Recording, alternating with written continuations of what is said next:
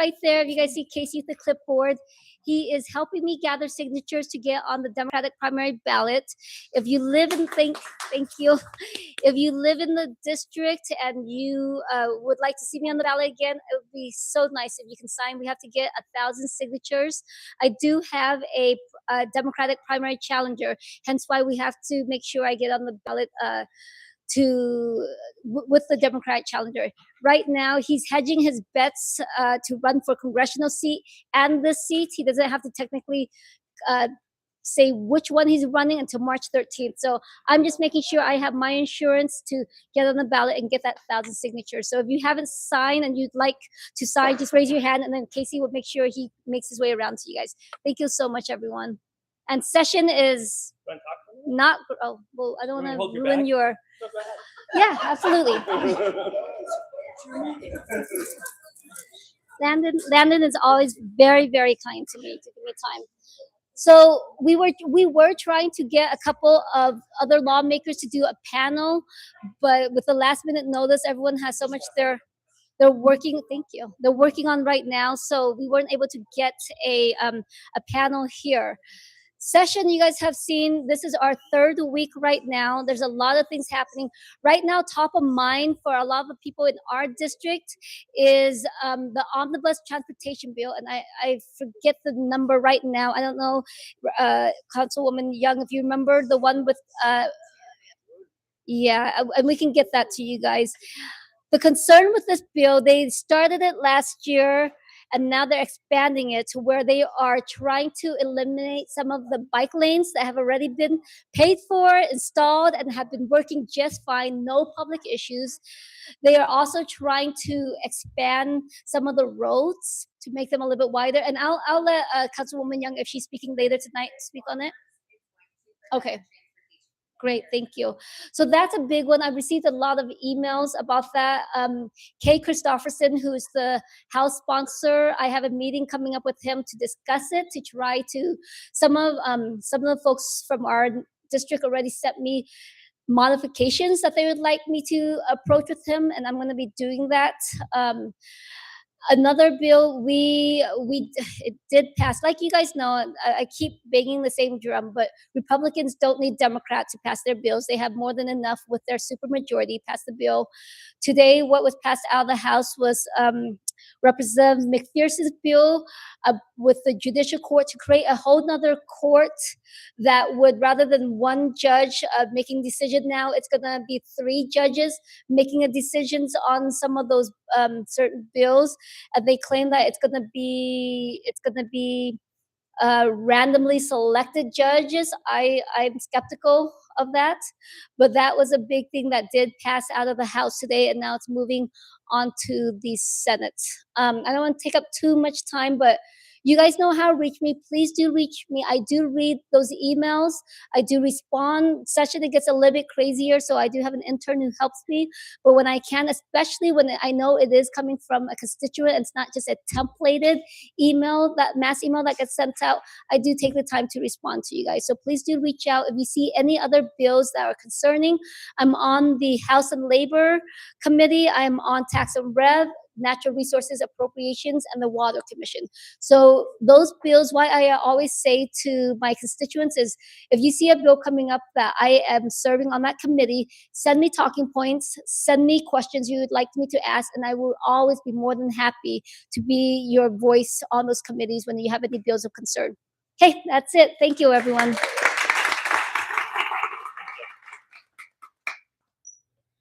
All right, guys, well, welcome to the February Community Council meeting. I just want to say Lynn Jacobs is the new Director of Transportation. We're pumped.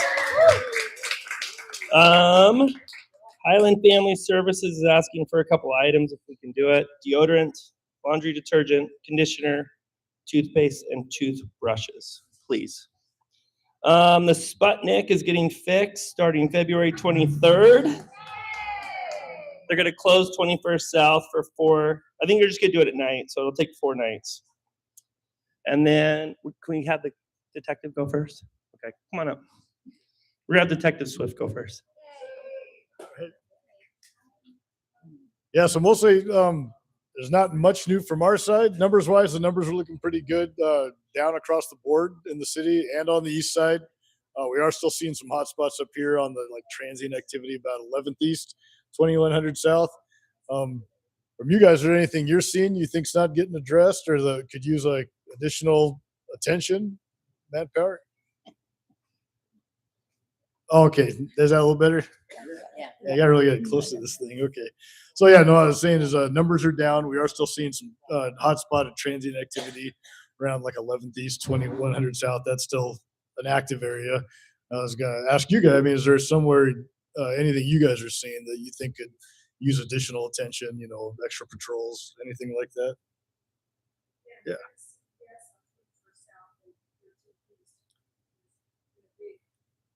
Okay, yeah, that's right. Yeah, a couple block hits. The hot spot, I think officially is 11th East, but that's right in that radius, right? Like, yeah.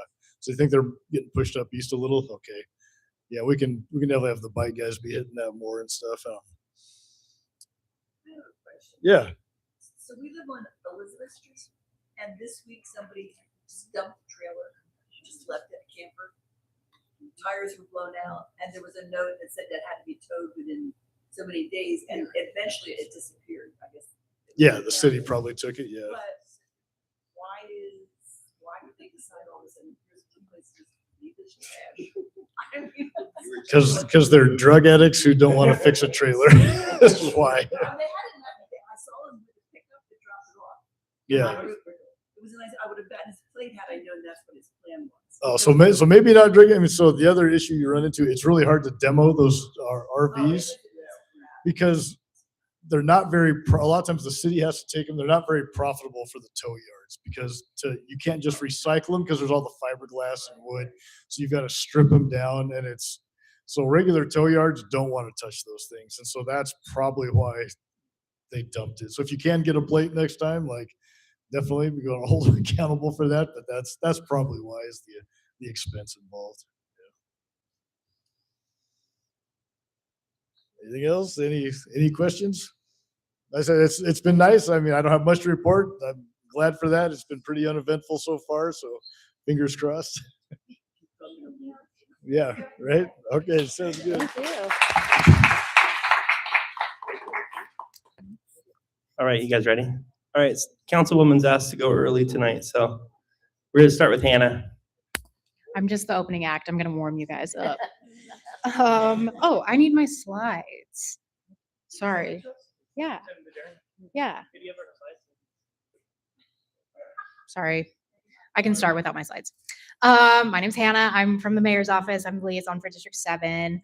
Did anyone watch the State of the City address last week?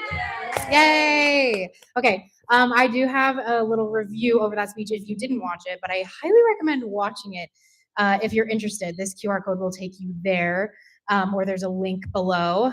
Just want to cover a couple of things that the mayor talked about in her speech. The first being Project Connect, which was a successful project in 2025 and something that we're going to continue to focus on in 2026. That specifically looked at the top 50 highest utilizers of folks who are arrested the most frequently in our city. And they may also be high utilizers of the emergency department or of our homeless services in general.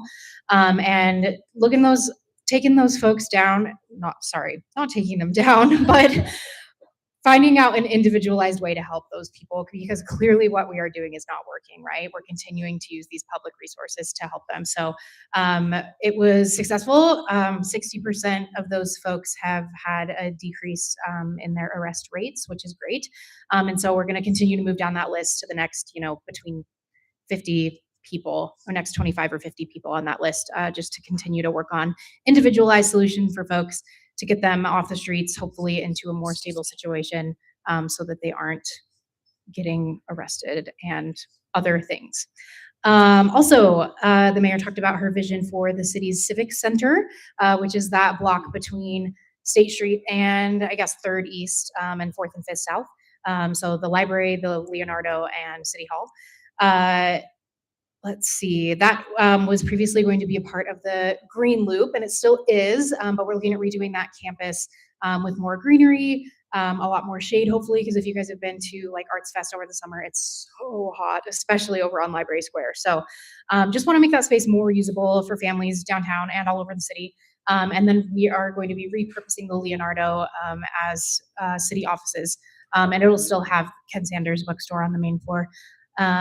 So yeah, let's see. Next, the mayor also continued to talk about affordable housing. Obviously, that's a huge priority in the city still. It's something that I hear about all the time from folks when I'm out and about. Looking at some programs in 2026 to launch to support repairs for existing affordable housing and locking in affordability with long-term deed restrictions, again, with existing affordable housing. We already do that with housing that's being built now so that that affordability can be maintained long-term, not just for a couple years. And then if the project gets sold to someone else, it's no longer affordable. We want to see that affordability long-term. So yeah, definitely recommend watching the speech and hearing from the mayor about our city and about her family's immigration story, which is important for all of us to think about right now. Okay, next. We do have a survey out right now looking for some feedback on volunteer-led projects in the city.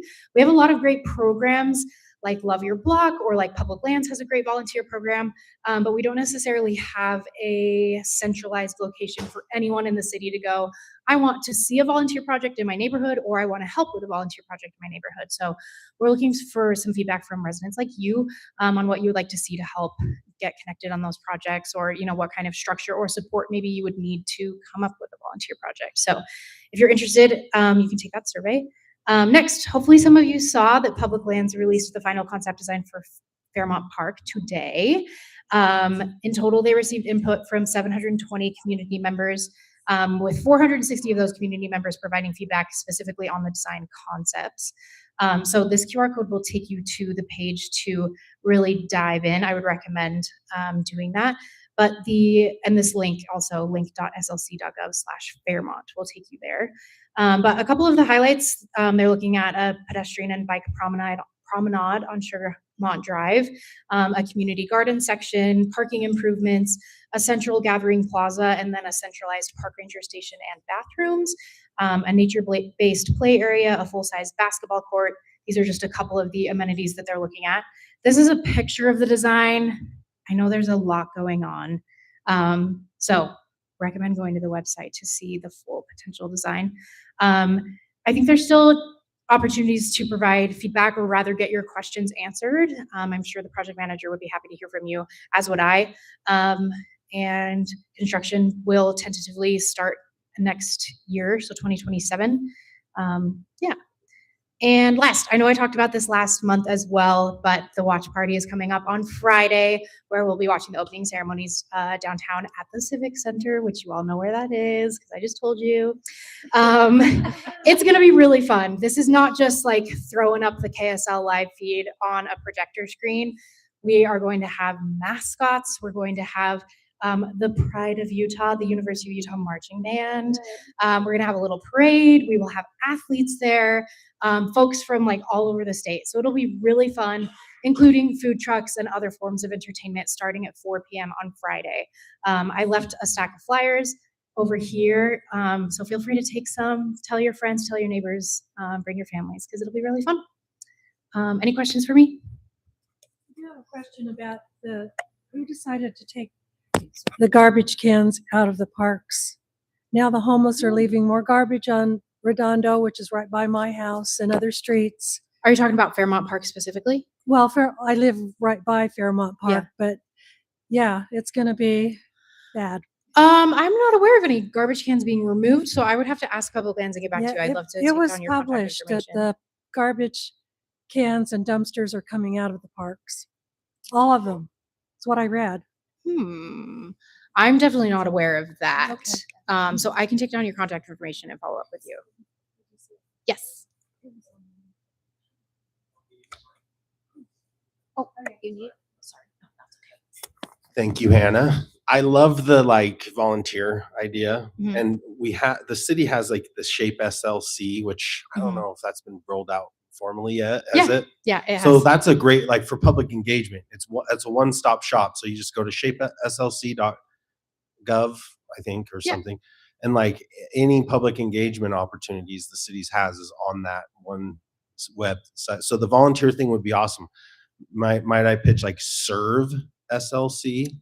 Yes. And then include other partner groups, like friends groups, and Sugar House Park and stuff, Mhm. because they have a lot of volunteer events and like True. our community council groups, if we have cleanups or something in Hidden Hollow, it's always great to have more people attend that. So like a one-stop shop, I love that idea. Awesome. And then I think maybe what you were thinking, they're getting rid of recycling bins in the city Oh. parks because people were just throwing garbage in the recycling and it's too hard to like sort it. So I'm pretty sure there's still garbage cans. Maybe there's Yeah. fewer in Fairmont because of some nearby construction on that east side, but maybe that's what I think maybe you were thinking about was the recycling.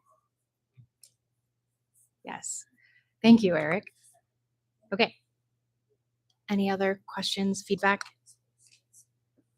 Great. Thank you all so much.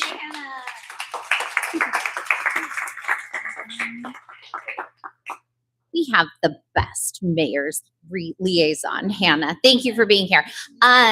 And we also have the best city council liaison who is here as well, Miss Julie Maury. So anyone who has ever emailed city council has heard from the amazing Julie. And so thank you for being here, Julie. A couple of things that I just want to highlight related to city council. You will hear from other individuals tonight. We are actively tracking quite a bit of state legislation in terms of impacts to the city beyond just the transportation bill that I know Chris is going to speak about. A couple of just high level buckets that I would put out there for your awareness. One would be specific to, there's quite a bit of legislation around how the state expects municipalities to respond to individuals experiencing homelessness. And there is a big conversation happening about funding related to the proposed new homeless center that is being proposed for the North Salt Lake area. I think one of the biggest things that I would bring to you for your awareness is that one-time funding is more available, and that can be used towards construction, but that does not allow us to operate that building. And so in terms of being able to provide individuals who are able to address, whether through the safety side of things, the social work, the mental health, all of the different services that are being spoken about in that space, if we do not receive support from the state, that money has to come from somewhere. And it's important to recognize, based on geography, that means it comes from Salt Lake City residents. And so keep that in mind as they're talking through like what that solution looks like. And just recognize that where the state chooses not to put ongoing funds, those responsibilities fall to us as residents, and they take from an already shrinking pot based on a couple other things. So that's one bucket. Second bucket we'll talk about is just related to, the difference in levels of government between the city and the county and the state.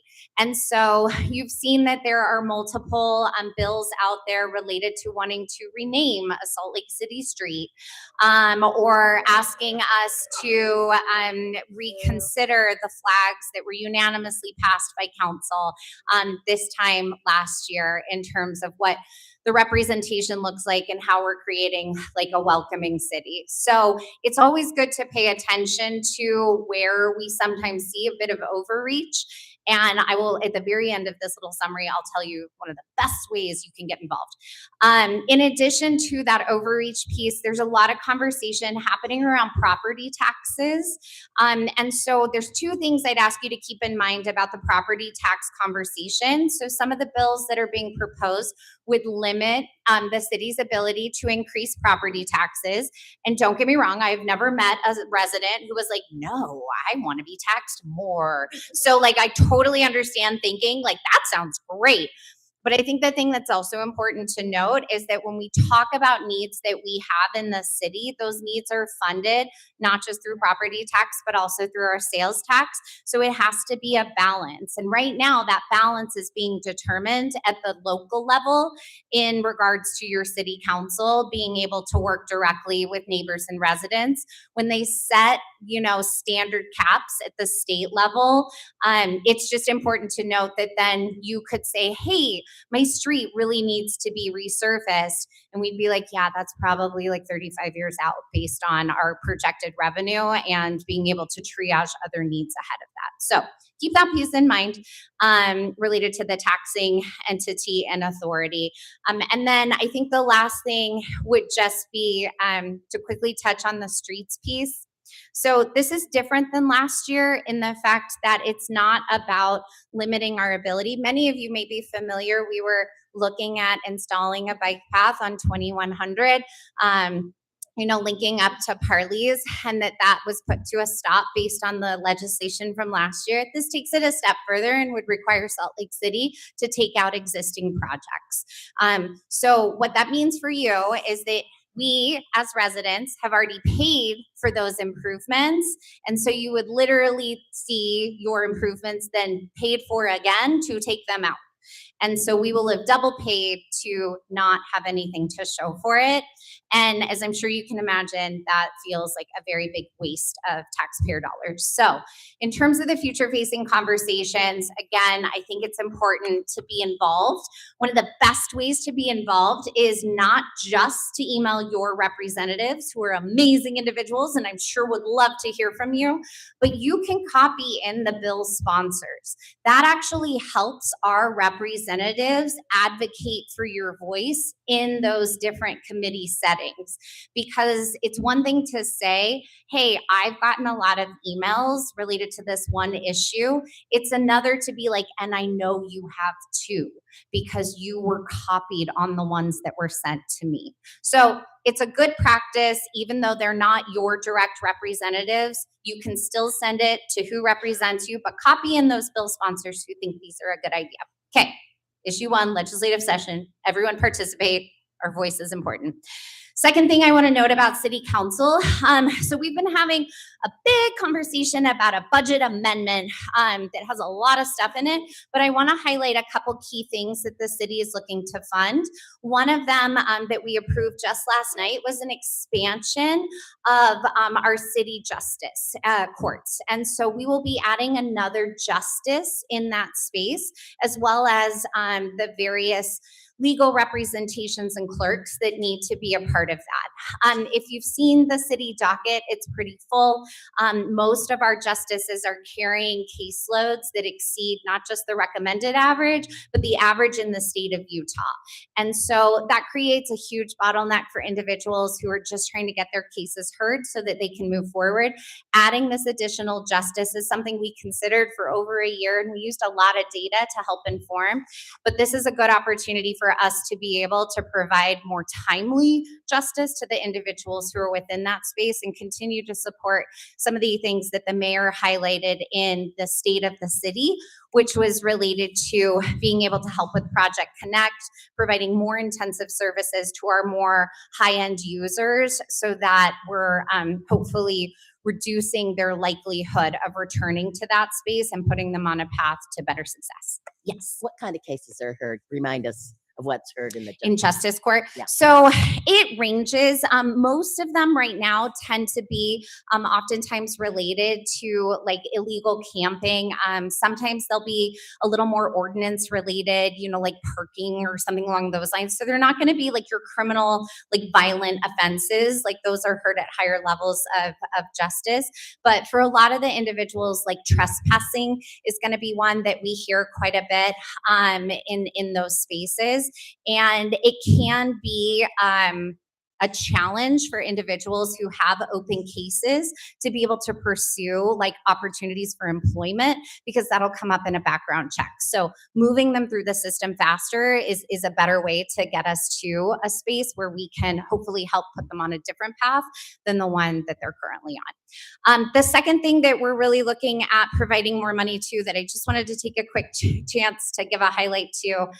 So public safety has been front of mind for Salt Lake City. Many of you may have remembered this time last year, the city put out a public safety plan in response to a requirement from the Speaker of the House, as well as our Senate President and some other legislative leaders who basically were threatening the city to say, if you don't get it under control, we're going to take legislative action to have a process by which the state can assume jurisdictional authority over Salt Lake City PD. Yikes. So as a part of that, the city's been responsive in that area. We are trying to be thoughtful about how those resources are being deployed and used. And one of the ways that we can be thoughtful about how many individuals we are paying for, like within the Salt Lake City Police, because personnel is the top cost in terms of what that budget looks like, is to be able to use technology when and where it's appropriate. We've heard a lot at City Council related to concerns, especially in the current national climate, about how technology is being used related to our criminal justice system and who has access to like various databases and information that we have. And so I just want to be clear with all of our residents that if you have concerns about that, Chief Red is incredible, as is our new community liaison, Detective Swift. And they're willing to be able to provide tours of the public safety building with us to be able to go and kind of see and have a better understanding of what some of those look like. I was able to do a tour about a week and a half ago to be able to walk through the system. And real time, we were able to see that there was an individual who crashed into one of the like mobile cameras that was positioned in a parking lot. It was clear that that person had someone in the car who was under duress, and they were able to quickly send medical personnel as well as Salt Lake City PD to be able to address the issue quickly, even though they departed the scene before officers and medical were able to arrive. They knew they were within 2 blocks of there, and so they were able to intercept that and help the secondary passenger who was there against their will to be able to be addressed. So there are appropriate uses. We have lots of policies in place to be able to make sure that those information systems are only available for local efforts and that they are being accessed by the appropriate individuals. It does require a secure login and that data is protected. So that's the second piece there. Last but not least, City Council is so fun right now. I do like to highlight public comment. So if you've been following the news, you'll see that we have a lot of individuals who are very, very concerned about how neighbors and residents here in Salt Lake City are being treated and or could potentially be mistreated based on what we're seeing in other cities and states like Minnesota. And I just want to affirm, yes, like that is a very real concern that is shared amongst many of us. And we have many neighbors who are afraid to go about their daily business because they're just not sure if they're going to make it back from their normal day-to-day actions. So again, I'll highlight something Hannah shared. In the mayor's state of the city, she walked through some specific actions that the city has taken related to protecting our individuals and being very clear about the role of Salt Lake City Police. We have not signed additional agreements to support some of the national infrastructure, and we don't have plans to within that space. In addition to that, one of the things that the mayor's office has done is they've put together a community resource guide. And that community resource guide is really important because it highlights not just city resources, but also partner resources for individuals who are seeking additional support in this very challenging time. So one of the pages in there is specific to how do you go about seeking free legal guidance and support if you have legal-based questions related to your current citizenship status, as well as the city's existing classes that help individuals understand how they can go about pursuing their citizenship and supporting them within that process. With all of that said, individuals who are concerned are coming to City Council because they need a place to express what they're feeling, and they just don't feel like that voice is being recognized at all levels of government. So City is a good place to be able to come because you can come every Tuesday that we have a meeting to be able to share those concerns. We're here to listen to every single one of those. And we're also here to follow up in terms of being helpful with where else you can bring those concerns, especially if they're about specific issues, so that we can take more concerted action related to that. The reason I bring it up tonight is I still want you to know whether or not that's your issue, public comment is for everyone. You can come if you're upset about your street. You can come if you have a really strong opinion about potential legislation that impacts our streets. You can come if you're like, I want to tell you the one thing that I love most about the Fairmont Park new final concept design, and it's this.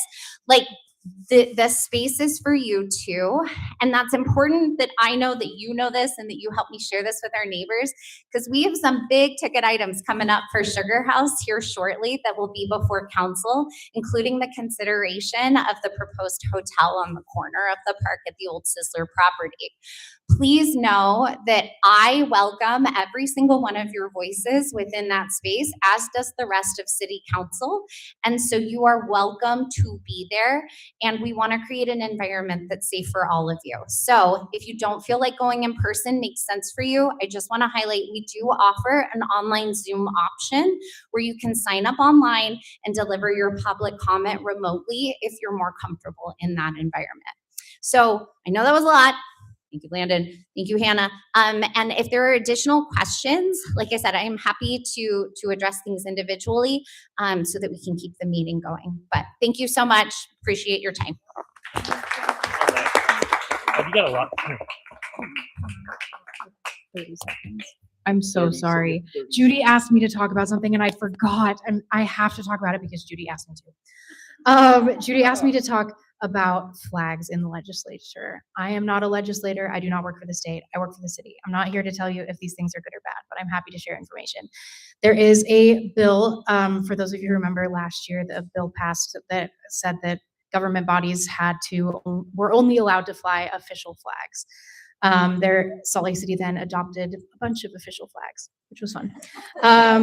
There is a new bill in the legislature this year, House Bill 302, introduced by Representative McPherson from West Valley City, saying that cities can only have one official flag. Only can have one that can be flown at schools, courthouses, or airports. There's specific language about wanting the Salt Lake City airport to be a neutral place.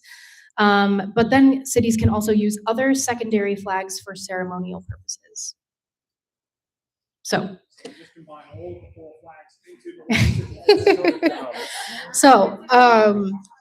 That's all I have. Oh, and those flags would all need to be approved by some state board or state body of some kind. So buy your flags now.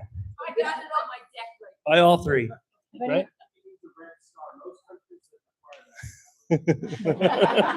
Anything else? Any questions? Is that good, Judy? Okay, thanks. Thank you. You're welcome. Sorry. Molly, come on up. So this is the new Sugar House Chambers Secretary, Molly Jones. She's going to introduce our Michael G. Spotlight on Business. Hi, friends. Long time no see. Molly Jones here, in case you don't know me. I'm promised Landon I would be less than 1 minute, so I'm going to speed run this, and I strongly encourage you to come and speak with me afterwards. I really do want to hear what you have to say. So, number one, Erica and Brandon were incredible. Fear not, we are thanking them. The snowstorm in New York interrupted our thanks, so next month we will do that. Second, the new co-chairs are James Roberts of Sugar House Station and Scott Little from Tizanti. Woohoo, love them. Mark is going to stay on as a treasurer. I'm the secretary. Since I'm a trustee here, you guys have to deal with me. So sorry. All right, third, March 5th at 6 o'clock, we're going to hold the chamber general meeting. That's part of our bylaws. It's something we have to do. If you're a member, we really look forward to hearing from you on that. And please make sure to, we'll be talking more about that as we get closer to it. Sorry? March 5th. We will be marketing about that though. I'm just giving you a preview. Okay, so the last thing I want to say is, what can the chamber do for you? Think on that. Come talk to me afterwards. And with that, I'm going to introduce the Michael G. Spotlight on Business. It is Fed Up, and the owner is Holly Wren. Come on up.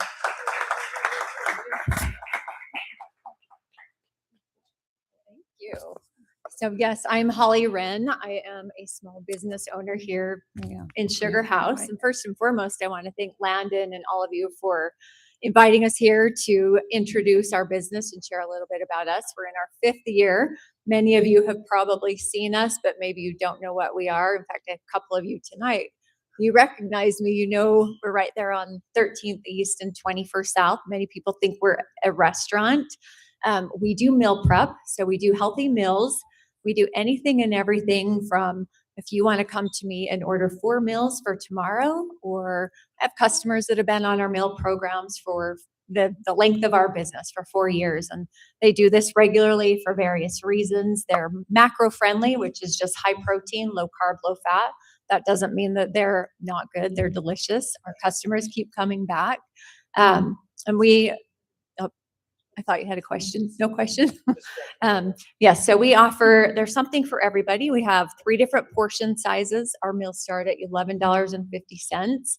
We're also doing a free trial right now, so anybody can go on our website.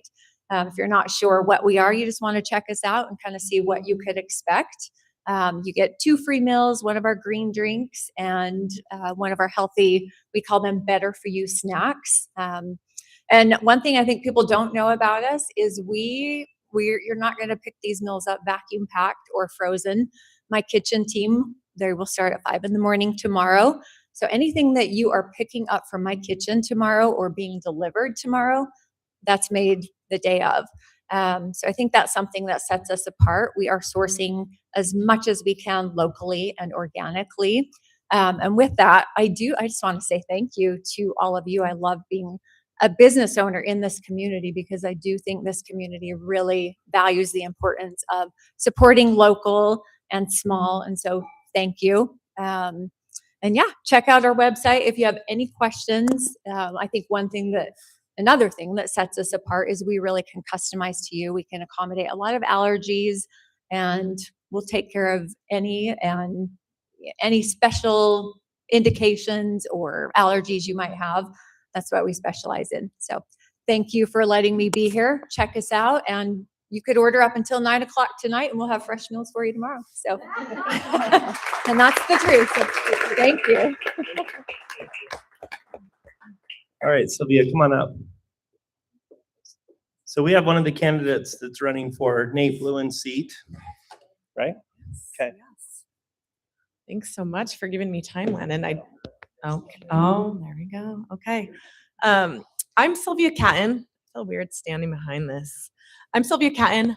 I am running for the Senate District 13, which is held by Nate Lewin right now. I just wanted to come and introduce myself and say hi. I actually have been to this meeting, it was probably like 8 years ago, so it's been a while since I've been here. Just tell you a little bit about myself quickly. I don't want to take too much time. I have been on the Mill Creek City Council. If you recognize me, maybe you've seen my face in a newsletter, maybe not. That's how I get recognized the most, is people know my face from this little picture in our newsletter. I've been on the Mill Creek City Council for the last 9 years. I'm going into my 10th year. And actually, community councils have a really special place in my heart because that's where I started. 16 years ago, I joined the Mill Creek Community Council when before we were a city, we were under the county, and we were kind of these independent organizations that the county just kind of let us do what we want, and it led us into cityhood. And so that's where I started. Community councils are definitely where it's at. I loved my time on the community council, so definitely wanted to come here and introduce myself. I grew up in Provo, so not very far, born and raised. I'm a communications professional. I own my own little business now that I run out of my home. I have 2 kids. I've been in Mill Creek for about 17 years now. Quickly, I just want to talk a little bit about some of my priorities going into this race. And many of you maybe don't know, but this race is actually pretty crowded. There are 4 Democratic candidates, a Republican, and a Forward Party. So it will be a pretty tight race over the next few months heading into the primary. A few of my priorities are water, and I know that's a huge, huge subject. I've spent the last 8 years on the Jordan River Commission. I was chair for 2 of those years. I've learned a ton, and it's informed a lot of my views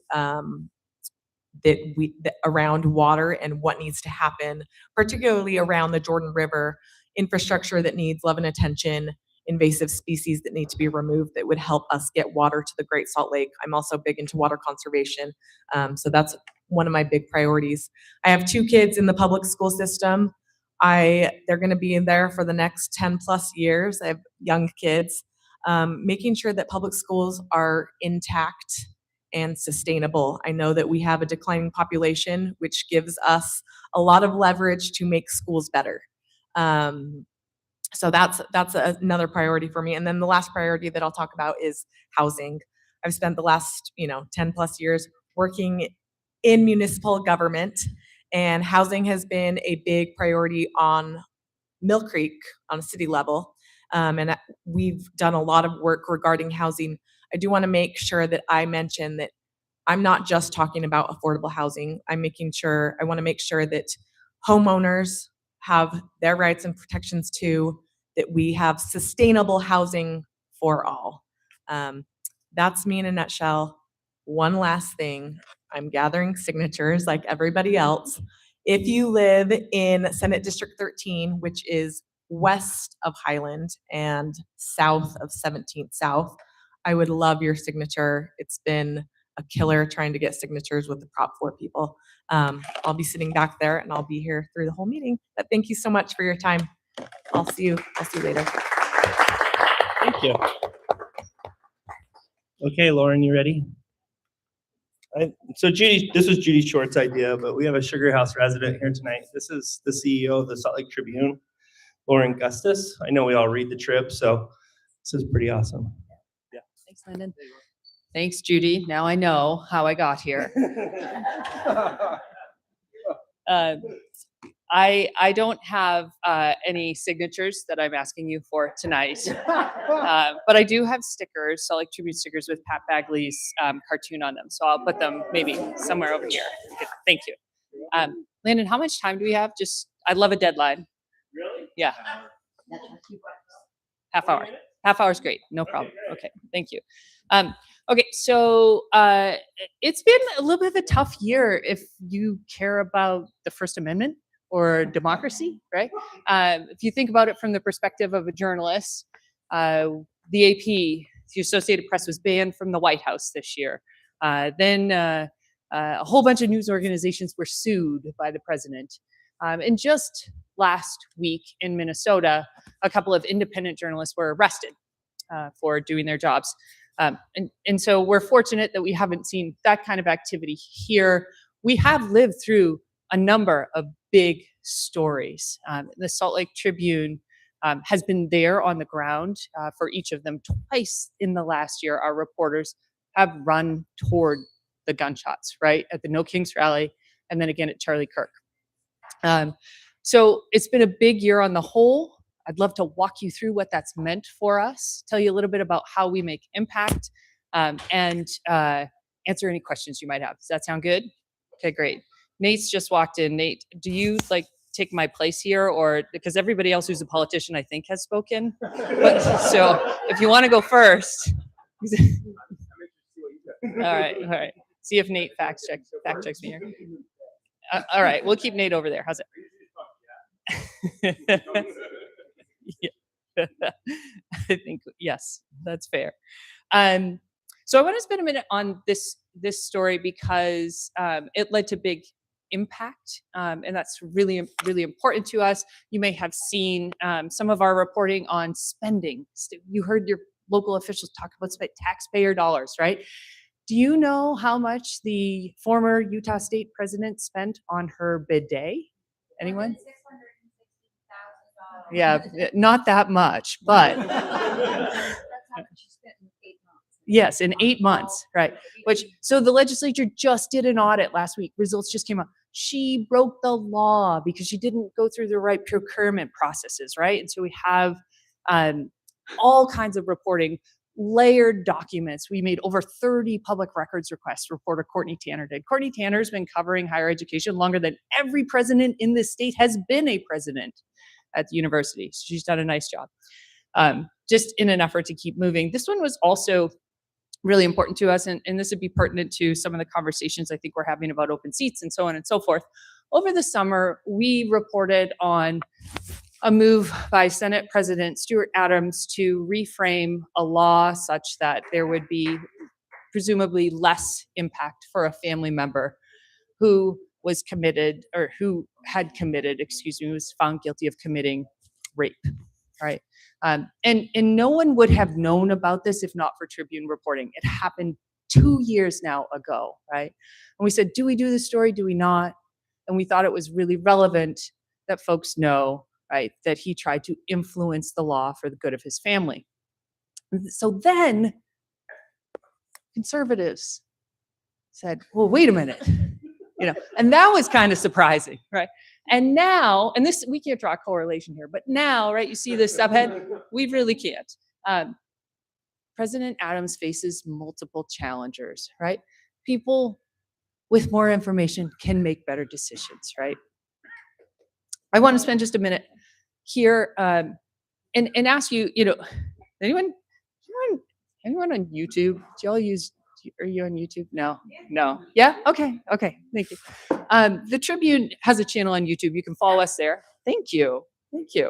And our journalists who were at the Charlie Kirk shooting did a piece about what it was like to be there. Thank you. You are on YouTube. You have seen it. Thank you. And I just say, for us, it's just as important to show how we do our work as we look to build trust with you, right? And so I really like this piece because it does that. And if you just so happen to find yourself on YouTube and take a look at it, it'd be great. We published it not long ago. So this is how we make impact. What's that? Oh, I am? Really? Oh, great. Okay. I got to change up my presentation. Yeah, there you go. Okay. When we write about local businesses, folks show up. There was a local spot this week. I think it's called the Tavern in the Avs that just opened, or Taverna, something like that. And they called us and they were so nervous because we included them in our newsletter. Or UW's like, oh my gosh, are we going to be all right? Are we going to get too crowded? We won't have enough, people to make the pizzas. They did fine. These people did not. They ran out of bread somehow. We got this note on Instagram this week, and I really appreciated it because we worked hard to find a whole bunch of people with a whole bunch of different experiences in Silicon Slopes. You may be laughing at Hold My Fry Sauce. Do you know them? No? Okay. Sorry, I thought you were.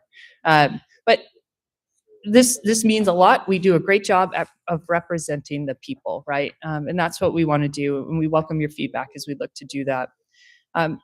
We can also inform the news nationally.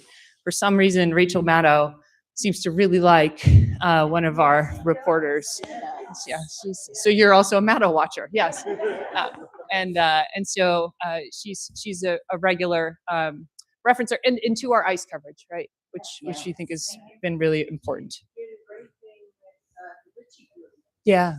And it took us forever to get the Ritchie Group to make this comment, right? Just one public comment. And as soon as we had it, the story was pre-written.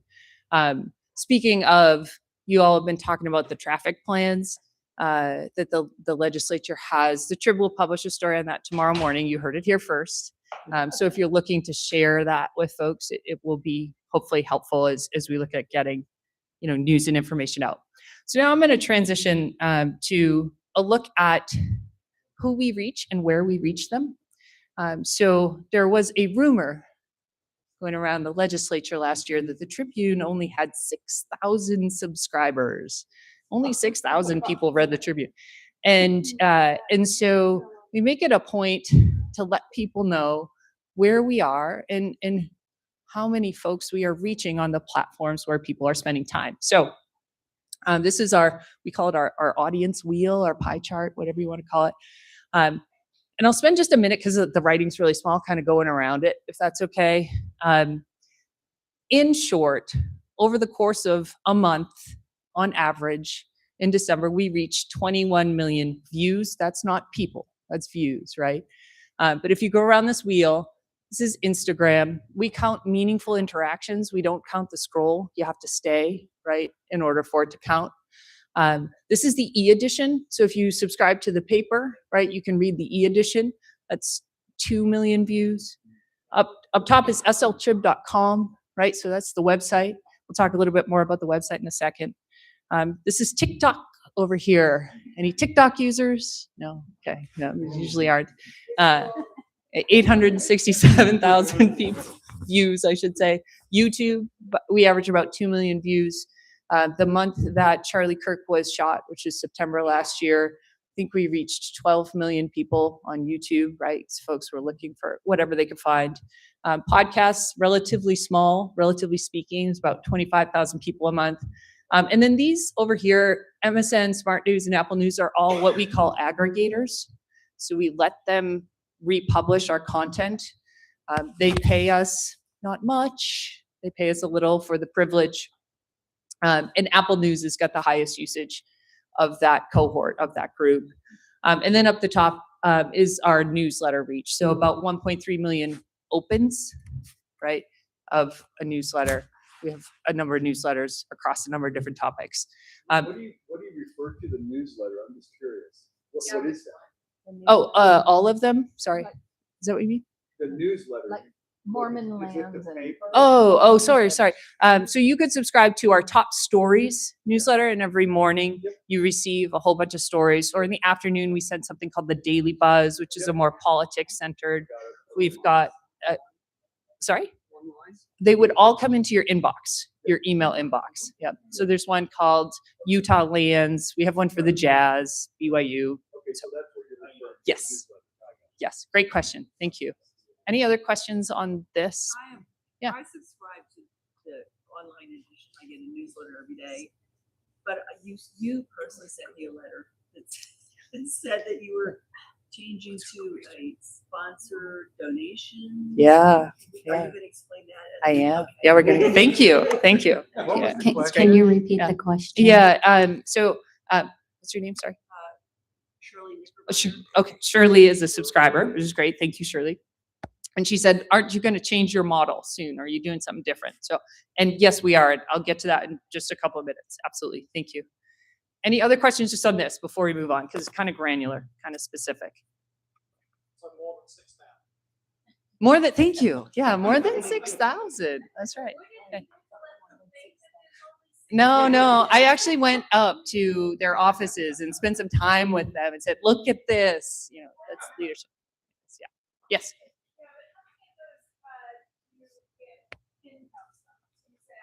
Yeah, great question. Yeah. So e-edition, sltrib.com, and newsletter are what we call owned and operated. We have control over them. And so these are more valuable. We weight those more than we do the others. And so that's where the bulk of our revenue would come from. Royalties, we call them royalties from the Apple News cohort, is much, much smaller. As a nonprofit, we think it's really important to be here,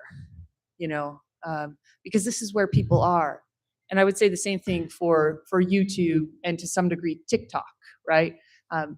People may not ever come to sltrib.com to get the news. That doesn't mean they shouldn't have it. So this up here absolutely subsidizes our efforts here. Now, we don't have many people working on, we don't have a single person who's just working on Instagram, right? But it's important that we spend some time there. Thank you. Yeah. So I've been subscribing to the Tribune since before you were born. Do you want to try me? No, I'm kidding. You look way better than your photo. You don't really That's good. I'll let our photographers know you said that. But it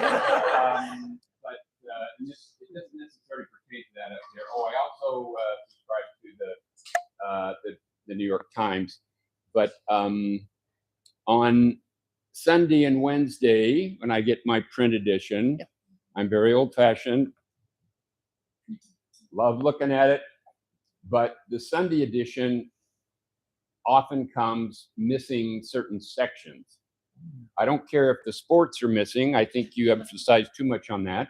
But if the Washington Post would agree with you. If the B section or something else is missing, where does the paper get put together? Is it my mailman who messes this up? Yeah. Or does it happen somewhere before that? Okay, thank you.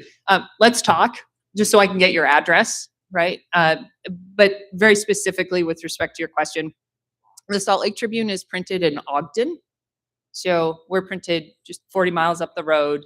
When the Salt Lake Tribune and the Deseret News broke up, right, in 2019, 2020, nobody really wanted the printing presses, right? And so now we have that kind of Traeger grills, office space, and there's a couple of other things in the old printing press building downtown. So they are compiled and put together up in Ogden. Yeah. So when the post office, when the Sugar House post office gets all their stuff delivered, It should be complete. it came that way. You got it. Yep. I can't diss on my mailman. No. Don't just give me half of my newspaper. Yeah. But sincerely, if you'd give me your address, I'd love to follow up. And not now, obviously, but because we're on YouTube.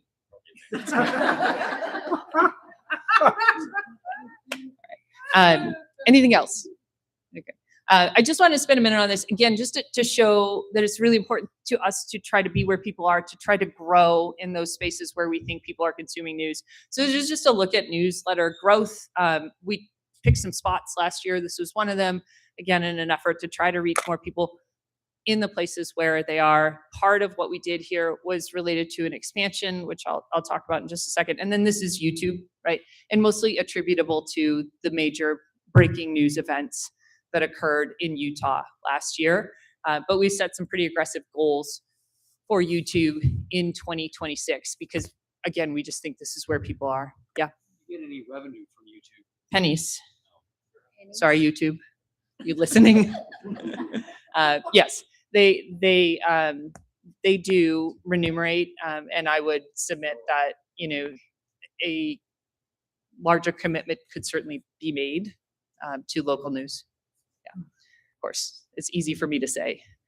Okay, so just a minute on what are we doing? So the Tribune is ultimately it's in the public trust. It is not mine. It is no longer under the stewardship of a single individual or a private company, right? It's a nonprofit with a board of directors, right? And that board of directors, along with leadership of the Tribune, tries to set a bit of a strategic plan, right, out. And so we're about halfway through this. And you'd asked, what we're working on. This is really big for us right now, and I'll get to why in just a second. But first, let me walk you through a little bit of what we did over the last couple of years in statewide. I will leave this alone, but this, for the most part, just means how do we create conditions such that the Tribune is here for another 100 years, right? How can we leave it in a place that is strong enough such that it will, it will be able to do the work it needs to do for Utah long after, I and others are gone. So that's really all that means. And that's mostly a fundraising effort for us, right? As a nonprofit, how do we make sure we've got, a little bit of a rainy day fund, if you will. So over the course of the last couple of years, we took a look at what folks across Utah needed. And we did that mostly by listening. And we thought that we might do accountability journalism with these kind of smaller weekly papers throughout the state. And it turns out that's not what they wanted. They wanted our reporting from the State House during the session. They wanted to get some help filling the back of the book, we call it, which is the print product, right? When things were lean for them or when they had more ads and therefore they needed more news. Right. And so we built something called the Utah News Collaborative. We share our reporting with all of these folks, and they're free to republish it however they wish. And they share their reporting with us, which is wonderful. And then we also took a more focused look at Southern Utah. And we spent months in Washington County trying to understand what was important to people. We felt like the region is important. I'm not sure if you all are familiar, but it's one of the fastest growing regions and one of the fastest growing states in the country, right? We're going to go from 200,000 plus to almost 500,000 people in Washington County over the next few years. And so we felt that there wasn't really a tremendous, local source of news down there. So we did a lot of listening based on the demographics and the opportunity. We launched a free print newspaper in St. George a couple of months ago. to so far good, strong reviews. It's also got a website and a newsletter and so on and so forth, but kind of an unusual move these days to launch a free printed paper. That's called the Red Rock. It's called the Southern Utah Tribune. Thank you. The Red Rock Roundup is the newsletter. Yeah, we had some a lot of discussions about naming that I will not get into here. So why are we doing this, right? I think we have had a lot of folks who have come to us after we've come out and said, hey, we're going to move to free, who have said, yeah, but like, shouldn't people pay for it if they think it's valuable, right? You pay for something, that you think is worth paying for, right? And don't you need the money, was the follow-up. The answer is yes. But we also think that journalism is a form of civic infrastructure, right? If you have news and information, and gosh, you just got so much good stuff tonight, right? You're able to make better decisions, right? And there are some people in this state who are conditioned to get their news for free from certain sources. There are also folks who are never going to pay for the news, right? And so why should they not have access? And so that's the place that we started. Roads, power, broadband connect us. We believe that information can do the same. And so that's the motivation, if you will. And the timeline is such that we're looking at making the transition in April of this year. We've got some tech changes that are calendared out, if you will, and we should be about ready to make that change in April of this year. It does mean that everybody will need to log in. Again, I'm so sorry, but the tech should be better when we make that transition, right? And we hope that if you support the Tribune now, you'll support the Tribune when we move to free, because your support enables so many other people to have access, right? So many other people to read. With that, I think I have finished the quote unquote prepared remarks, the deck part of the deck. And I'm happy to answer any questions you might have about what we're doing at the Tribune. I always take story ideas and suggestions. I've left a couple of emails up here. Yes, please. Oh, here. Okay, you go first. Quick question. How do you generate revenue? Yeah, that's a great question. So we rely primarily on three sources. One is advertising, traditional advertising that you would see in the printed paper or online. One is, for now, subscriptions, right? And one is philanthropy. So foundations here in Utah, First Amendment Society supporters, of which there are a few in the room, right? Thank you. Those folks who decide to give at a certain level and make that commitment in, at the beginning of the year for the year. And then we ask folks, would you support us, at the end of an article? Our breakdown, if you will, is around 30 for each of those buckets, 30-ish, give or take. And then the royalties, which we talked about, are 3% of our budget. So Apple News, YouTube, and so on and so forth. Yeah. Thanks. So this is another question kind of regarding the financial aspects of the paper. How much, or do you have a general idea of how much you have to spend with attorneys suing to get open records that should be free? Oh, I love that question. Yes, I actually have a legal tracker. I can pull that up for you and show you how much we spend on every case. But it feels like such a waste. It's painful, right? Tyler Robinson's team. Tyler Robinson is the alleged killer of Charlie Kirk.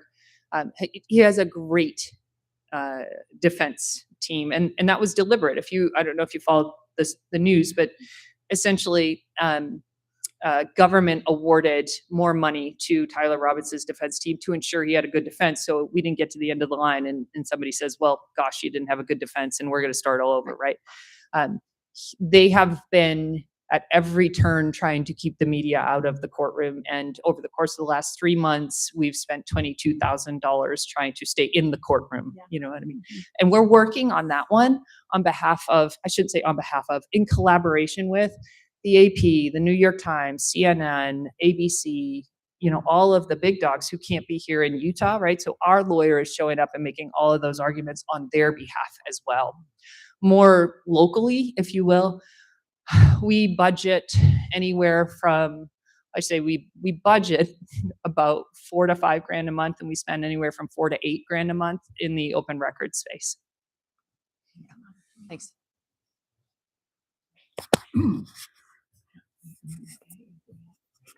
Do you need help? Oh.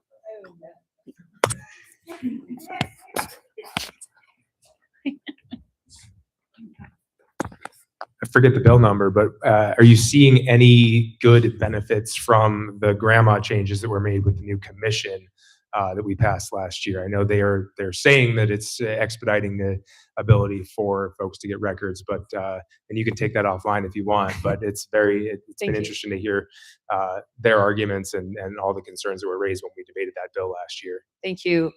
So the legislation that Nate's referring to exchanged a committee for a judge who essentially decides whether a record should be granted to anyone, right? Not just media, but anyone who makes a request.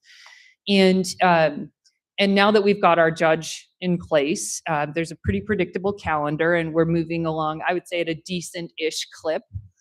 The issue is less so with that change than with another change that was made to law last year, which was if we determine that a record should be public, and we fight, a denial that was made at whatever jurisdictional level, we go to this ALJ, to this judge, and the judge says, "Okay, sure, that record is yours, Lauren. You can have it."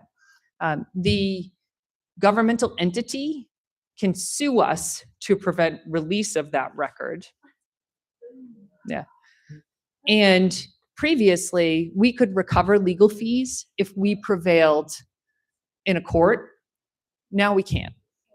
And so what's happening is we're not even going to the ALJ because we don't want to risk being sued for tens of thousands of dollars a pop for a record that we don't even know if we need or not because we haven't seen it. So yeah, thank you. Yeah. Thank you so much. What a great presentation, and so cool. Yeah, absolutely. Round of applause. So cool seeing, I mean, just a sliver of the history of the stories that the Tribune has uncovered. And so, but thank you from a local like Sugar House perspective, because with a lot of these big developments and unique things happening with us in this area, the Tribune's been a great like resource for that. So thank you. And a lot of that stuff is, as was just mentioned, the Sizzler site and stuff is not settled yet. So we'd love to get this, more, continued coverage of those things happening here locally. There's been time in my life, you mentioned people who just won't pay for news, but I've been a Salt Lake Tribune reader my whole life. But there's times in my life where I couldn't pay, like I couldn't afford to pay for news. And it was always sucks seeing a story I wanted to read and getting hit with you've hit your limit of 5 free articles a month. So moving to the free thing is going to be so awesome because there's people in our community who just can't pay for news, and information is like knowledge, power. And so your stories, more people will hear from those things. And I hope like you're planning on taking like a lesson from like public radio, where maybe pledge drives throughout the year where you'll kind of have banners saying, hey, we're open, kind of pushing. And then like a cool local smaller businesses have always hurt like to get their names out. So City Weekly has always been kind of that niche, but like it'd be cool for Tribune to build on like where arts groups and local businesses, new businesses fed up buys some underwriting or, advertisements, and you can incorporate that into the pages. So thank you for the presentation, and really excited to see how it moves over the next few months and years. Thank you. Just in response briefly, this community is engaged. When we write about what's happening in this area, folks respond. They're very interested, right? And so just want to say kudos to the community that you've built here too, right? Because people care. People care a lot about what happens in Sugar House. On that second comment, if you want to, repeat that as a testimonial for us, that would be great as we move to free, but no pressure. I'm teasing and hear you on local businesses. And I would say especially, as we think about openings or milestones, those are just a little bit easier, right? And at the same time, we are talking actively about how we can continue to ramp our business coverage, because we do think that there's both a gap and an opportunity there for us to continue to get better. Thank you. Like paid advertisement too. Yeah, So that's a great it's call. revenue for the Tribune. Yeah. I just wanted to one last say- quick question. On the wheel. Sorry. Hello. She was first. Does she think that's her? 1 minute. Yeah. Okay. So, Sorry, I didn't even see. sorry. Okay. So I'm from back east and I'm pretty loyal to the Boston Globe and read a lot, but I want to get local. And so now to your wheel, which one of the, I can get all of them. Which one of those would be your preference moving forward that you hope those of us who move over to the Trib would use? What's your preference for that? That's a great question. Thank you. So the Boston Globe has a pretty hefty paywall. I only say that because I grew up there too, and I know what you're talking about. It would be great if you visited sltrib.com or signed up for a newsletter. Those are probably the two best ways. Thank you. Thanks. I just wanted to say, welcome to Sugar House. I'm not going to say where she lives, but she actually moved to Sugar House. So she's one of us. And I want you to know we're the best community council in town. If you need some help, call us. I will not abuse the privilege, but thank you. Appreciate that. Okay. Yeah.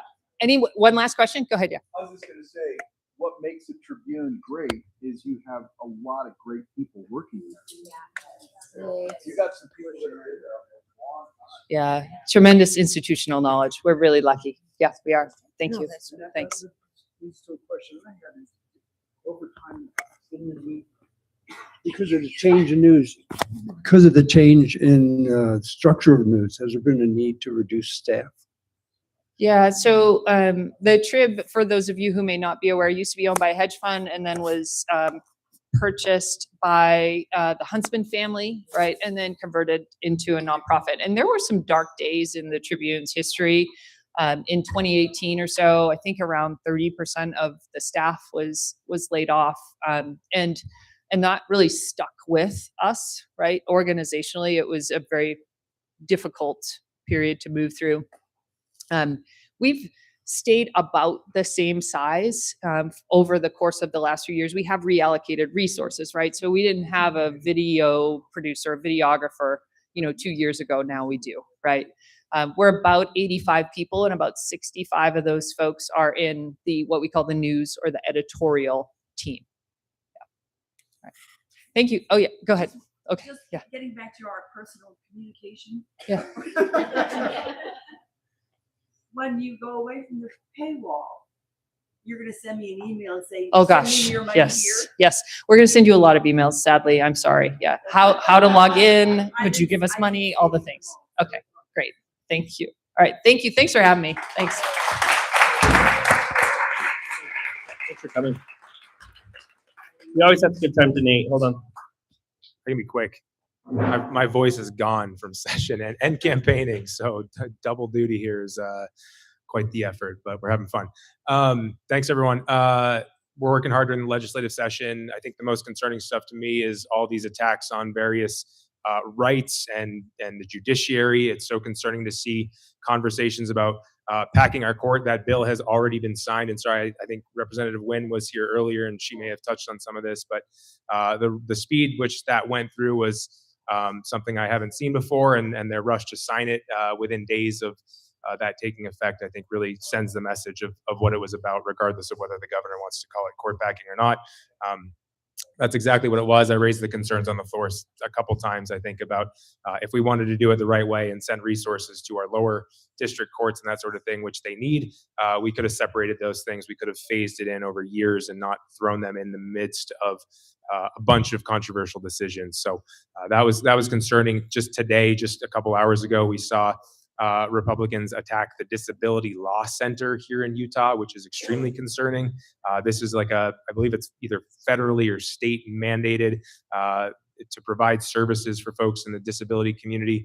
Republicans have taken issue with some of their work in the last couple of years and moved today to basically defund or de-license them in some way. So that just happened a couple hours ago on a committee I don't sit on. I was just talking to an advocate in that space who's heartbroken about what's going on there. So really trying to make sure people see what's happening, to make sure people have opportunities to come up and engage in the legislative session. We see committee rooms sit empty a lot of the times, and it's sad when we don't have community members that know what's going on, that can come up and speak to the issues that we're dealing with here in Salt Lake County. I mean, just in a committee that I sit on today, at the same time they were attacking the Disability Law Center, they also pushed forward a bill that would basically tell regulators of environmental issues here in Utah that they cannot impose any standards higher than the absolute floor that the federal government is setting. So we've basically kneecapped our regulators in the air quality, the mining space here in Utah. Well, that bill passed committee, so it's not done yet, but moving forward, it probably will. So really important just to pay attention. It's great to have the Tribune following on so many of those and other great local news sources. That is such a source of light in our communities, is to make sure that there is good information out there, because so much of the problem is we see people tuned into whether it's social media or these, super hyper partisan sources where people get wrapped up in the news of the day and lose track of reality. It's just critical that we do have good sources out there. So we'll try to keep sticking up for the rights of the free press and for transparency. I know there are bills that deal with that we've already seen this year as well. But we don't have a lot of power to stop them. As a super minority party here in the state, we're trying to, I'm trying to put a lot of big ideas out there and give people some hope, but there's other folks that are fighting behind the scenes to try and slow some of these things down. I think it takes a bit of both, but we have a lot of work to do. So stay tuned. Happy to, if there's a question or two, I'm happy to take a question or two. Yeah. Oh, 242. Oh, no. No? So you're just Okay. a super trusted voice. I'm curious what your thoughts are on the state winning the RFP process for the magnesium and the impacts to the Great Salt Lake. Just curious your thoughts. Yeah. So the state basically bought U.S. Magnesium. I think it was for like $30 million or something. I asked the director of DEQ what that meant for water to the Great Salt Lake. I think it's in maybe someone knows. I think it was somewhere around 100,000 acre feet. Maybe it was less than that. No, it was a lot of water. It's not going to solve the problem, but it's potentially quite a lot of water going straight to the Great Salt Lake if we set that up in the right way. So I think it's a good thing. I haven't heard that people have concerns with that. I think that's a place where the state probably did the right thing. I do worry about the liabilities there. So I mean, we bought that thing. We bought this big magnesium plant, and they pollute in a lot of different ways. There have been lawsuits just in the last year or two over like an impoundment wall that they were building underground or something to trap in certain chemicals that were leaching out and getting into watersheds in the Great Salt Lake. And so now we as a state have assumed those. So the water situation is good. The fact that we can basically retire those water rights and have them flowing to the Great Salt Lake, assuming everything works out right, is great. But the liabilities, if someone sues or those continue forward, I don't know what is all in that contract, but that's the concern, I think. So is the thought that they're going to decommission it? Yeah, that plant hasn't been operating for a couple of years, maybe a few years at this point, and which I don't know, because it was a major producer. It was like one of the largest producers in the country of magnesium, which is critical for all sorts of stuff. So I don't know where they've shifted. They're probably to China or something, and which is also not going to be very environmentally friendly. But that's I think the plan is to let it idle and hopefully figure out how to clean it up. And again, that's where the liabilities we've now assumed as a state will come in, is making sure we stand up and do the right thing and don't just let it kind of leach into the ground and for stuff to get contaminated, because that could be a big problem. Does it qualify as a Superfund site for federal funding to clean it up? I have no idea about that at this point. I hope it does, and I mean, I'm running for Congress. I would love to work on that if it is in that realm. I think that's a good point and a good thing we should look at.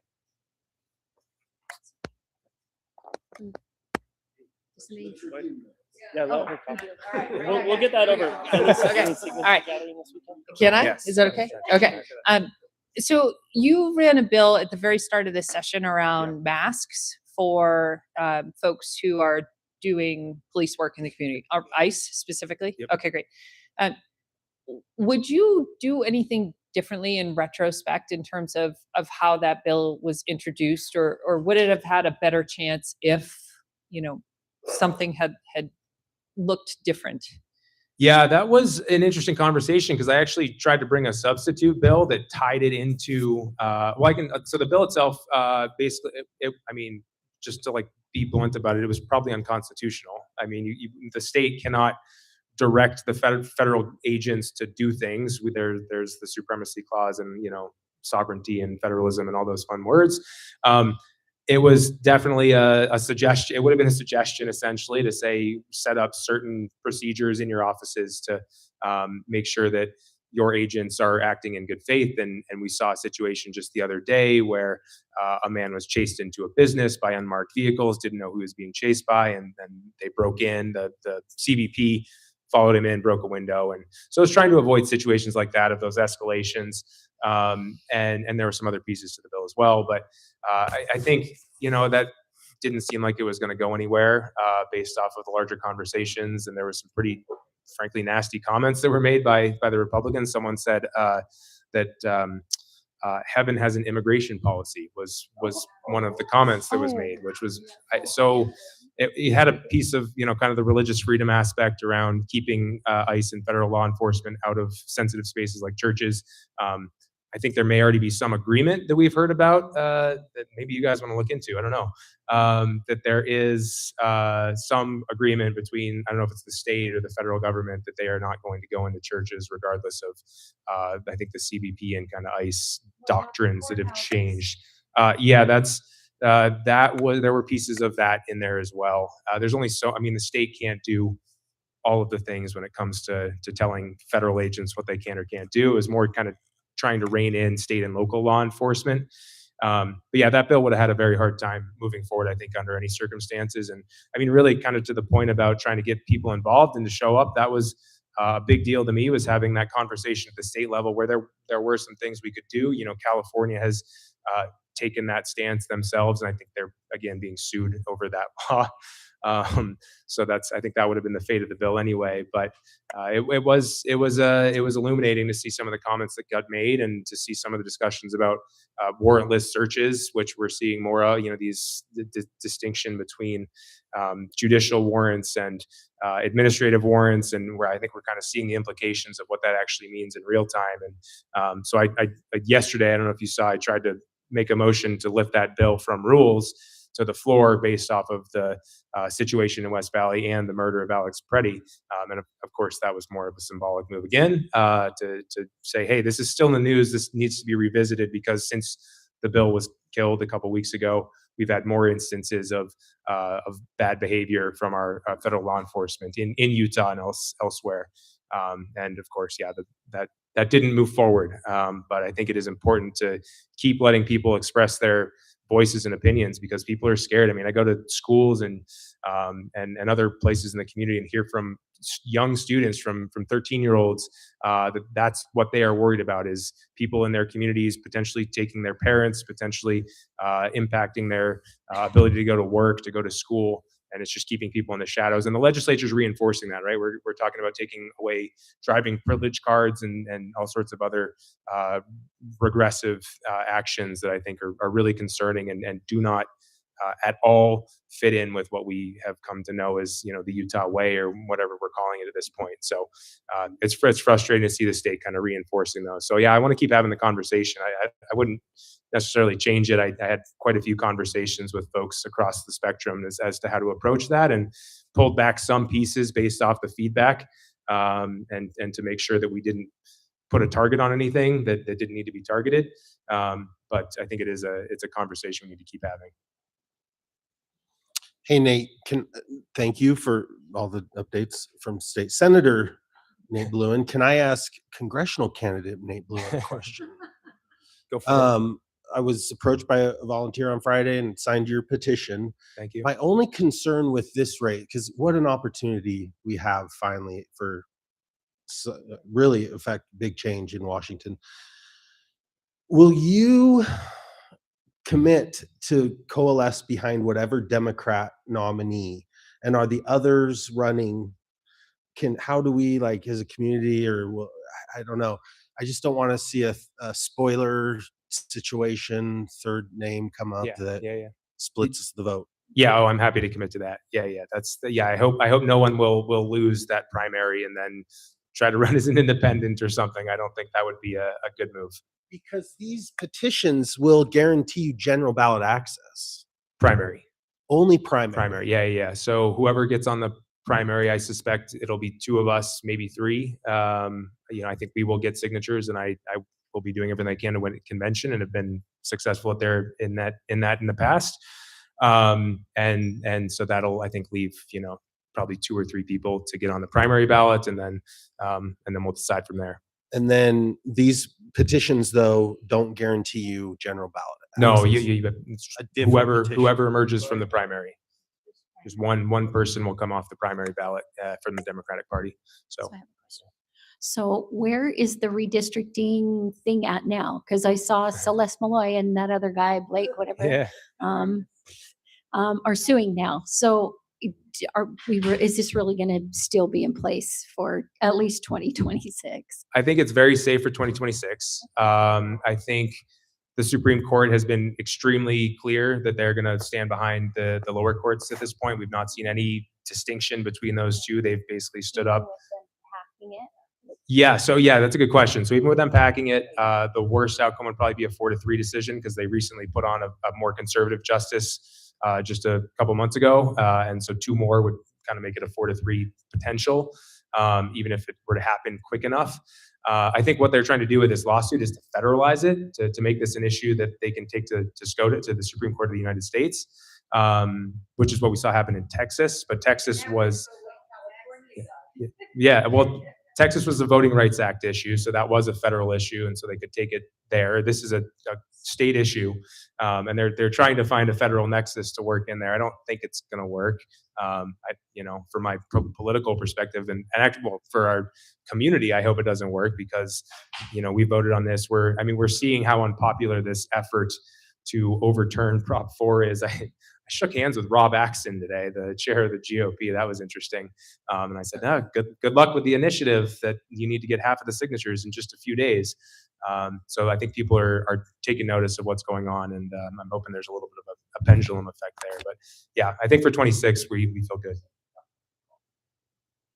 I feel like I'm monopolizing the time. Happy. You can sign. You can check out nateforutah.com to get signatures to get us on the ballot. I don't have the exact times and dates off the top of my head, but we'll be here at some point. So Derek said we can come here. A couple Saturdays out or something. But we're out there most days. If you go to nateforutah.com, you can find our events page, find where we are at on any given day. We have some folks working out of the Work Hive in Sugar House. We go to libraries, all that sort of stuff. So we're all over the place. Great. Thank you. Thanks for always coming. Thank you. Chris, you want to keep the depressing news?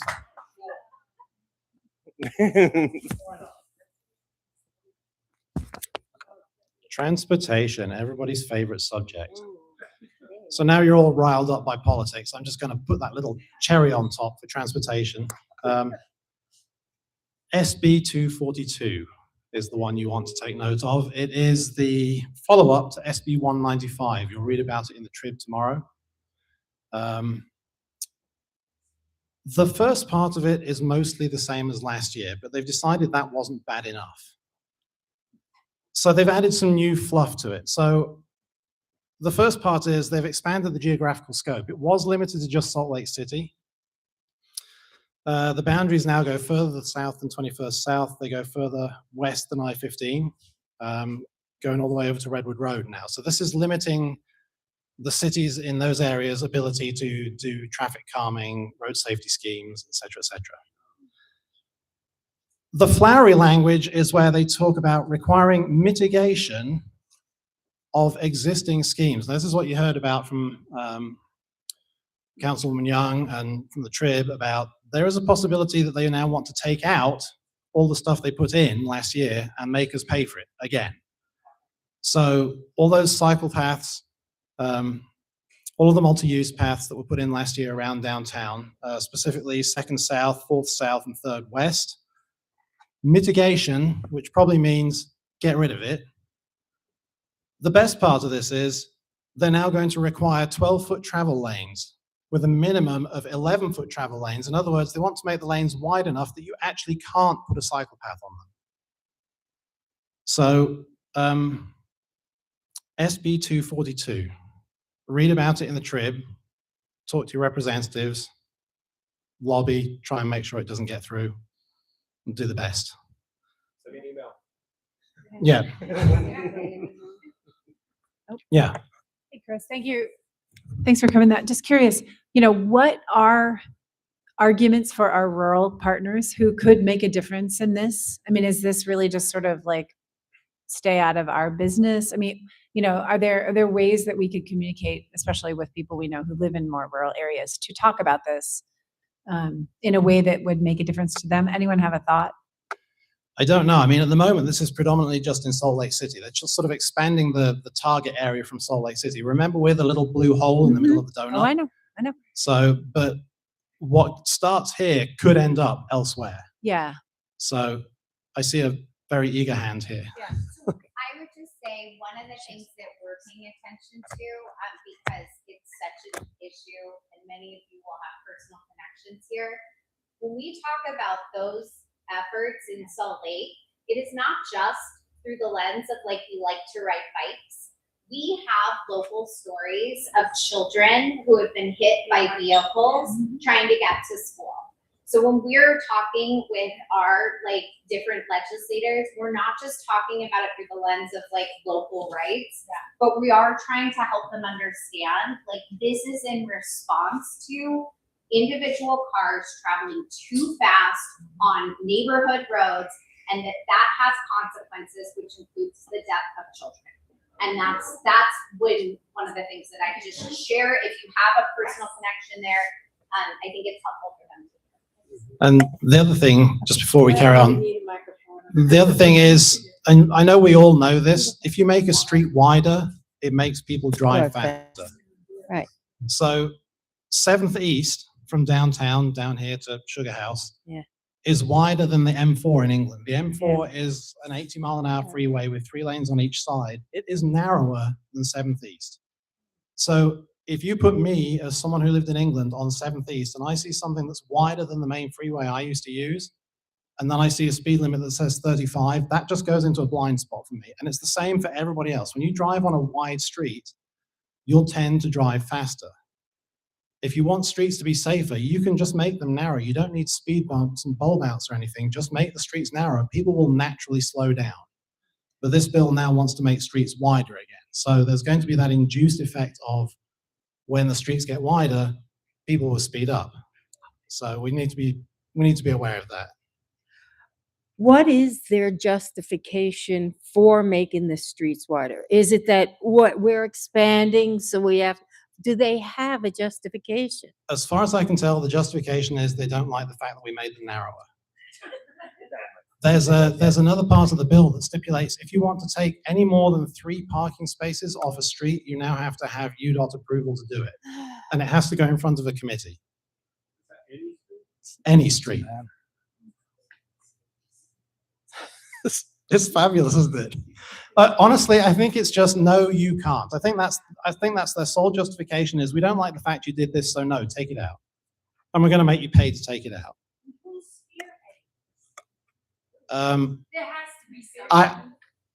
I can't say. But if you follow the money from last year, it's probably the same three people. Real estate developers. Yeah. Yeah. I'll say it. Hey, where's Eric? Eric and Sally, come on up. Come on, Sally, didn't you have something? Just real quick. Yeah, yeah. Everybody has their notes out. This is positive. Well, since we're seem to be real news oriented tonight, I just wanted to remind people that there's a website that you can go to and sign up for city newsletters and agendas and meeting announcements and things like that. So we probably will put this on our website too, on the Salt Lake, the Sugar House Community Council website, because it's kind of long. But it is www.myslc.gov/s/newsletters. And then it goes on from there. But if you click on that, it brings up all the city newsletters. You just put in your address, your email, click on those, and you can get all the information about all the different departments that meet within the city and get their information, their agendas. The peanut board is on there, which I am finally learning is parks, native lands, urban forestry, and trails. And that's why we call it peanut. What? Peanut. There you go. Okay. Do you have anything?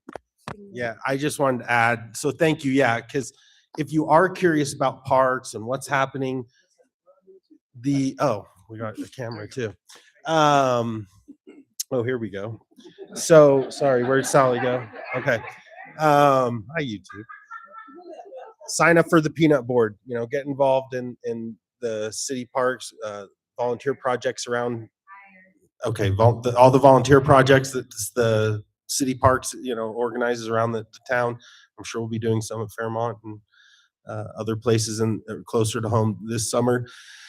And then on the parks, two things. The Fairmont Park Plan is been rolled out. Phase 1 is kind of now in the works. But just yesterday, the main park planner was presenting to City Council and made an awesome point that the public outreach, hearing back from the community is an ongoing thing. So even as these projects, we see plans on paper, even when the construction is on the ground, like if you see things happening, concerns, whatever, contact myself or I can help you plug in with different people at the city.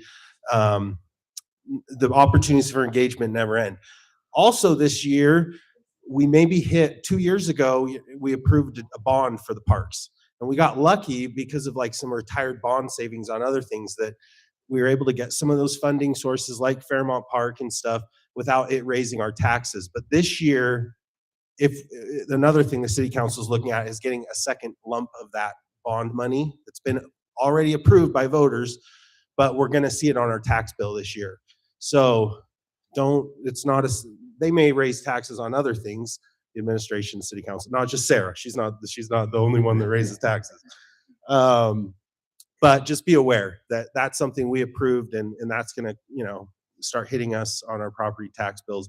And hopefully we can get the second round of funding because the sooner we get it, the lower, construction costs are always increasing. Interest rates can vary. So financing rates and things. So advocate to the city council to get that approved and we can see more cool things happening at the parks. Glendale Park, hopefully you visited that. And we'll see a lot of those types of features in Fairmont. So I would encourage visiting Glendale because I'm sure a lot of the same materials and playground equipment thing, we may see some of that in Fairmont as well. So thank you. Glendale's really. Thank you. All right. Derek works really hard on our radio station. So we're going to give Dan from Tone Tips and Derek a chance to talk about the awesome radio station. You do too? Okay. And I don't know if you guys noticed, but the Knickerbockers were wearing the same clothes tonight. Hey, thank you, Lane.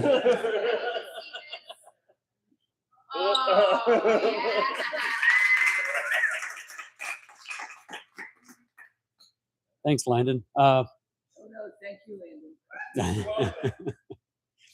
I'm Dan Seemler. I'm working with Derek on Sugar House Community Radio. Here.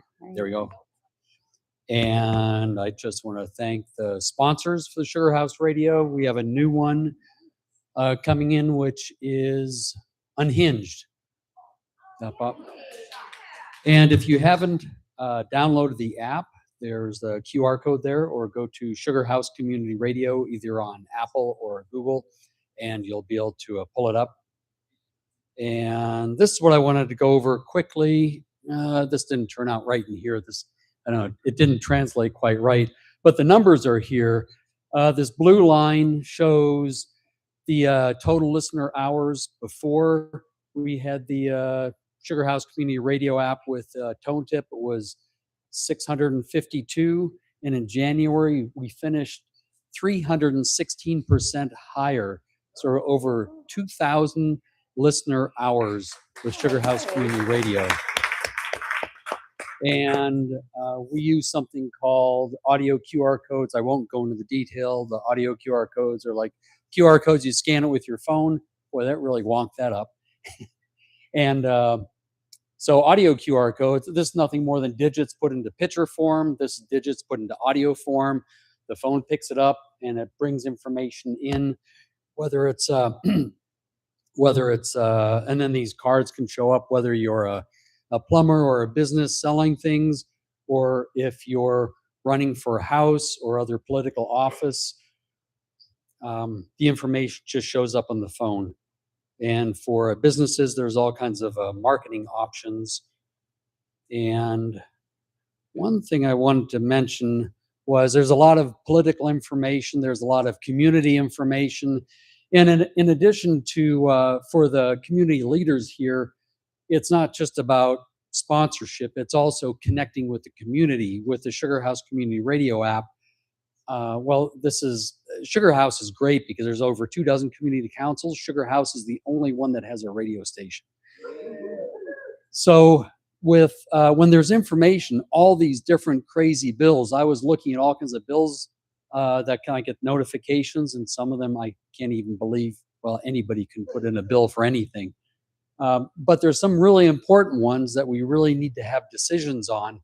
And it is possible to go, rather than just having, we could have, the radio station could put information about important bills and put links to those bills. So rather than trying to find them or search through dozens and dozens of bills, looking at things like I ride my bike. I don't want the bike lanes to disappear because it's already risky enough.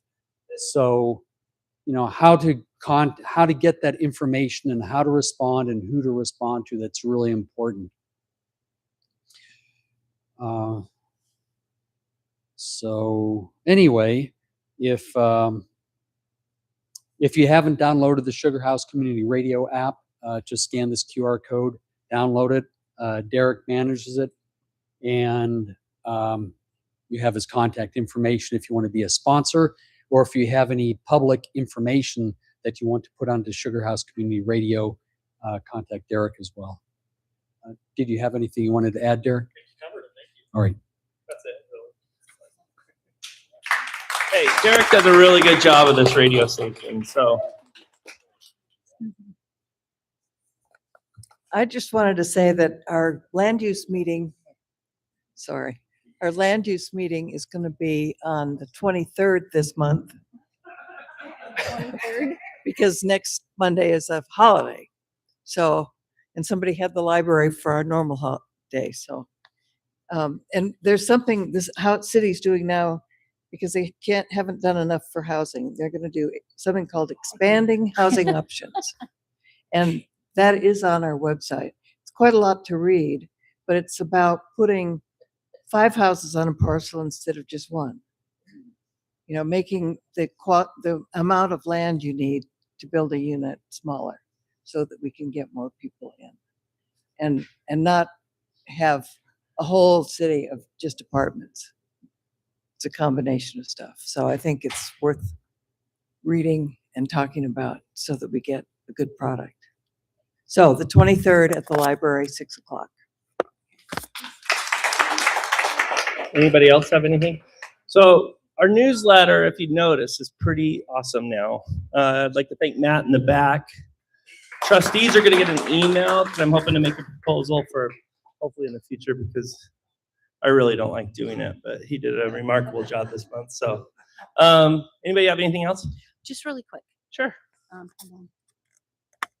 Just a quick public service announcement. My granddaughter informed me the other day that there is a activity happening at the Capitol. People are going to get together with their favorite banned book or maybe one from the library, or they buy one at King's English. They're going to sit at the Capitol and read the books. It's Friday the 13th from 3:30 to 5:30. So if love that. you need a couple hours to read, that might be a good place. Anyway, All that's right, it. thank you. All right, thank you guys. Thanks for coming tonight.